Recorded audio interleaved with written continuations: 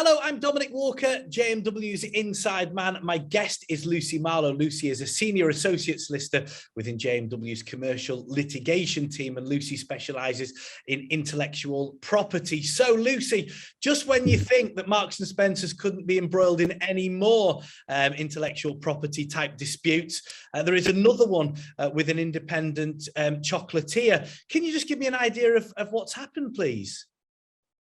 Yes, so this time, rather than being the party bringing the claim, this time Marks and Spencer have had a claim brought against them by a small independent chocolatier called Choc on Choc. And it's about a product that Marks and Spencer have launched in time for Valentine's Day. So very on topic, given that we're now in February.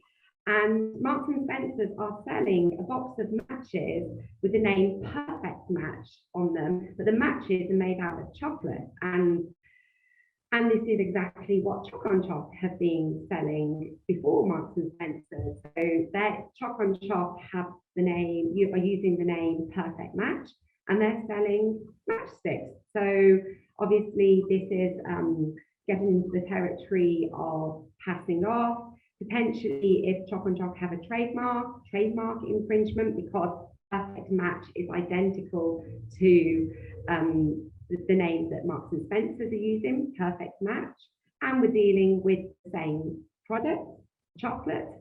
So that's the merits and in short what this dispute is all about. It looks like it hasn't gone through the court, so it was at a very early stage. So there's probably been a letter between the two parties. And social media, quite rightly, in many situations, gets a bad press. But in this case, in a sort of an about turn on social media, it seems to be that a post on social media really seems to have almost been the catalyst to resolve this. Definitely. So Choc on Choc made their own social media post. It looks like it's gone pretty viral, and a lot of their loyal customers have reshared or created their own posts. So it gained a lot of publicity, the mere fact that there is this dispute. And as a result, shortly afterwards, apparently Marks and Spencer gave Choc on Choc a call, and they've come to an agreement. And shortly after, Choc on Choc made a post saying thanks to everyone that shared their post, and that it sparked because it's early, Perfect Match, a conversation with Marks and Spencer. And Marks and Spencer have released a few posts saying that they support small businesses, which is always great to hear,